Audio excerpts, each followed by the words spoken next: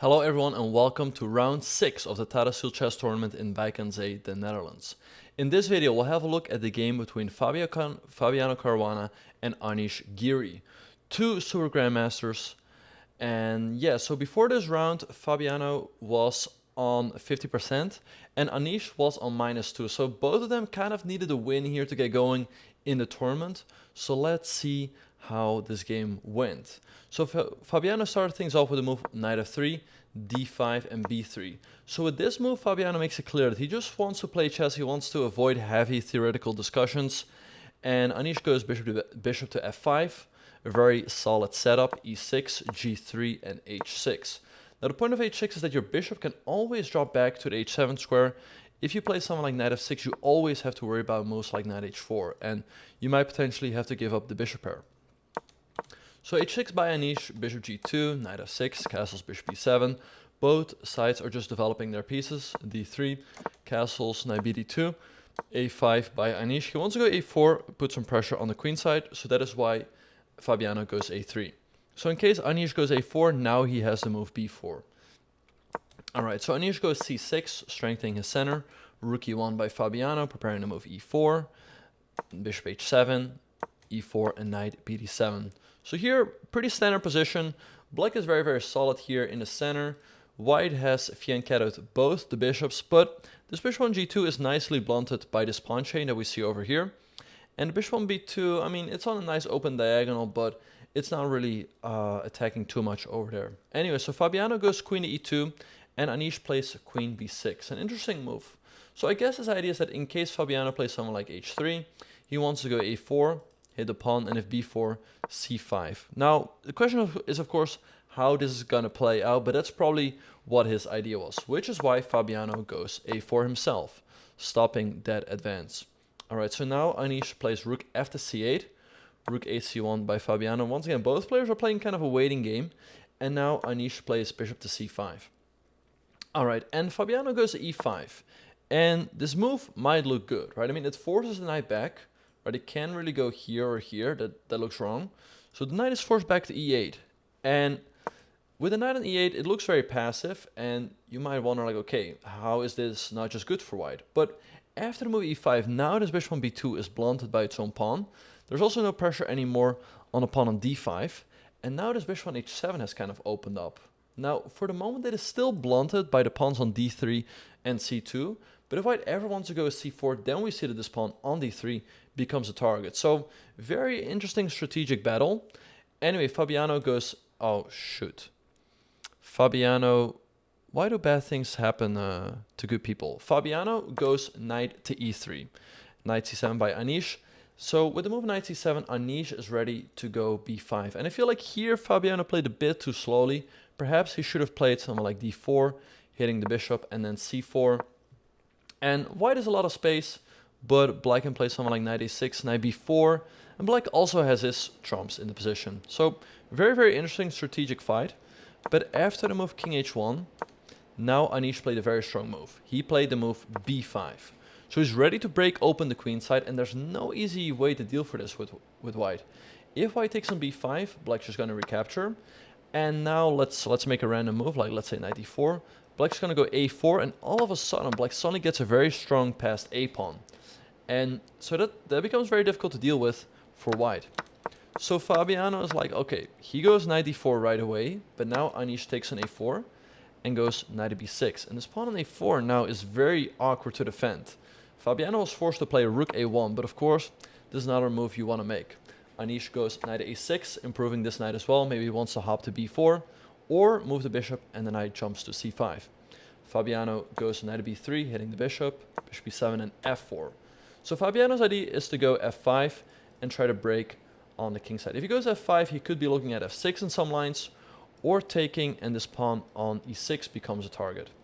Alright, which is why Anish plays the move queen to d7, f5, and he takes it. But I mean, it's not that clear who this trade favors, because Fabiano goes queen to f3, and even though black's up a pawn for the moment, it's not easy to hang on to this pawn for very long, because white is going to go bishop h3 or rook f1, and the only way you could hang on is by playing a move like g6, but then this bishop on h7 becomes completely locked in. So Anish goes knight to c5, and things are very complicated here. He's hitting the pawn on a4, so Fabiano trades first, Anish recaptures, and d4 by Fabiano. But the drawback of the move d4 is that now the c4 square is always available for the black knight. It might have been better to play a move like bishop h3 here to hit the pawn. And once again, things are complicated. The main difference is that here black can take the knight on e3. And you're not getting your pawn back anytime soon. But in the meantime, this knight is under attack. And after someone like rook a b8, white can go e6. And after massive exchanges on the e6 square, white is pretty active. I mean, the bishop on b2 is active. The bishop on f5, on h3 is always hitting this pawn over here. The rook is active. So white probably has enough compensation here, but very difficult to figure this all out over the board. Instead, Fabiano played d4, hitting the bishop on c5. And after bishop e7, now he goes bishop to h3. So this pawn on f5 is under attack, and there's no easy way for black to defend it. Anish goes g6, and Fabiano plays g4. Alright, so now if white gets a move, like let's say black goes here, white's going to take here, and this is just crushing. Like e6 is coming, f6 is coming, this is coming, like knight g4. Literally black's king side is about to collapse. So black cannot let that happen. Black also cannot take the pawn on g4, because white's going to recapture, and now this pawn is under attack, and also there's a discovery on the queen. So that's also no good. So Anish finds a very strong move. He plays the move f4. Alright, so he's keeping this diagonal closed for the moment for the bishop. But what does Fabiano do? g5. Opens up the diagonal right away and hits the queen. And here Anish probably should have played the move queen to e8, keeping the queen a little bit closer to the king, but the lines here are very, very complicated. I mean, if white takes a pawn, then black takes the pawn on g5, and black's doing pretty fine. So maybe white should have played something like knight to g4, but it's all very, very complicated. I mean, black can always take the pawn, and if white plays a move like bishop c1 to get this pawn back on f4, black has the very strong f5. And white is in huge trouble. If you take this pawn en passant, and you might think like, hey, I'm clever, well, guess you're not. You're hanging the rook on e1, and you can resign. So then, I mean, if you have to move the knight back, then your attack is sort of really slowed down here, and black is great after, let's say, knight to c4. So, all very, very complicated, and probably queen e8 would have been a better move, due to this pin on the e line that we saw in that line. Anyway, Anish played queen to a7, also a logical move, because this pawn on d4 can be under attack in many, many lines. Now, here the best move for Fabiano probably would have been knight to g4 and just go for the attack against the king. And if Anish takes on g5 with the bishop, bishop c1, and once again you want to take here, like let's say knight c4, you take the pawn on f4, and after takes, suddenly black's king is really feeling the heat with the queen and the knight. So this is what Fabiano should have gone for, but it's all of course very, very complicated to figure out over the board. Anyway, in the game, Fabiano played the move bishop takes c8. Alright, so his idea is if Anish recaptures, then he's going to go knight g4 and go for pretty much the same position with a huge attack, but now he's up in exchange. But of course, Anish does not go into that. Instead, he takes a knight on e3. Alright, so now this bishop on c8 is under attack, and things are very difficult. If you drop the bishop back, black's going to go knight c4, and this knight on c4 is very, very strong, because it can never be challenged by a white pawn. He doesn't have the b or the d pawn to go to d3 or b3, and it's hitting the bishop for now. It's defending the pawn on e3, like let's say white goes here, you're going to take on g5, and this is a great position for black. Black has two pawns for the exchange. The only thing is that this bishop on h7 is still a bit locked in, but if black ever moves his bishop and goes g5, bishop b4, his position will be crushing. So Fabiano saw that, he didn't want to go into that, so instead he found the amazing e6. Alright, but wait, isn't this bishop just hanging? Well, I mean, if you take the bishop, there's going to be queen takes f7, king over, and something like pawn takes h6, white is threatening checkmate, and after rook g8, I believe the line goes bishop a3, hitting the bishop, and after knight c8. I was doing coverage with Hikaru on today's Tata Steel round. There would have been the amazing queen f4, pointed out by the engine Andes in the chat. I mean, all very, very difficult to figure out, but Anish must have sensed that taking the bishop was not quite right. So what does he do? He takes a pawn on g5 and simultaneously defends this pawn on f7. Now here Fabiano probably should have just traded everything off and go into this endgame, and then bishop e7, hitting the rook, and he's going to get the pawn back on c6 with probably a fine position. I mean, let's say black goes rook b8, we're going to take the pawn. And once again, black has one pawn for the exchange. He has pretty active pieces, but it's very unclear. I mean, bishop c1 is coming very quickly. This pawn might drop. So I think this would have been a better option for Fabiano. Instead, in the game, he chose the move bishop d7. All right, so his idea is to disconnect the queen from the pawn on f7. So if black takes, we're going to take on f7, and after king over, pawn takes d7. Here, white is doing pretty well due to the strong pawn. But Anish, of course, doesn't go into that. He takes the pawn on e6. Now the bishop is under attack. So Fabiano takes an e6, king h8, and bishop a3. A good move. He wants to bring the bishop back in the game through c5. So Anish goes knight c4, bishop c5 by Fabiano, and queen g7. Nice move by Anish, making sure that the king is nicely protected. And here Fabiano plays a really good move. So once again, this knight on c4 is really strong because it also limits the rooks to get into the game. Right? White would love to make a move like rook a b1, but guess what? Then there's knight d2 with a fork on the queen and the rook. So Fabiano goes queen to g4 with the idea being that, hey, if I go rook b1 now knight d2 only hits the rook, so there's no fork, right? Well, here Anish should have played knight d2 anyway to stop rook b1, and also there's knight e4 coming with a potential fork on f2 and maybe hitting this bishop on c5. But instead, Anish played bishop f6 with the idea to go g5 and open up his bishop on h7.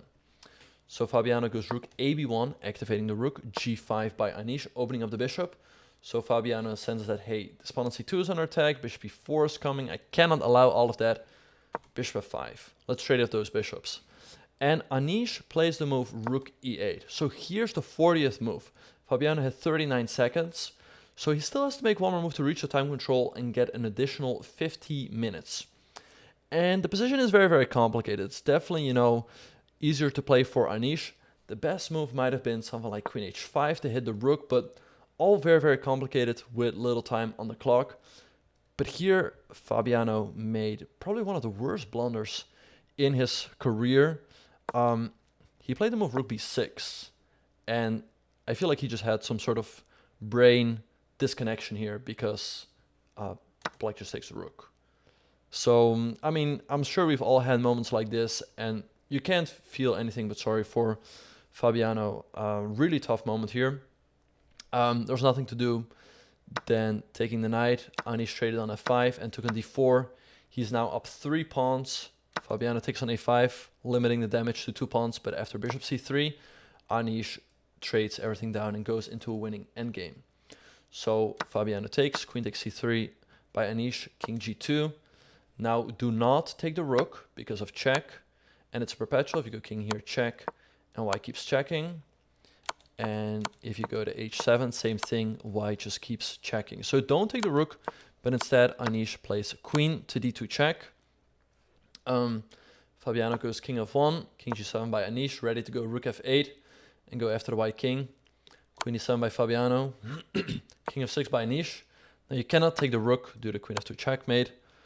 So queen e6 by Fabiano, king f5 by Anish, queen e7. But Anish finds his way out of the checks, rook e6, queen h7, king to g4, queen f7, and rook e4. And there's nothing white can do about the threat of rook f4. So unfortunately for Fabiano, he had to throw in the towel. There you guys go. I finally said it correct. Yeah, very, very tough loss for Fabiano, especially since he just hung his rook in one move. But of course, a very needed win for Anish, who gets back to 50% and really gets back into the tournament. So let's see if he can keep going after this win. Anyway, I hope you all enjoyed the video, and I look forward to seeing you all in the next one.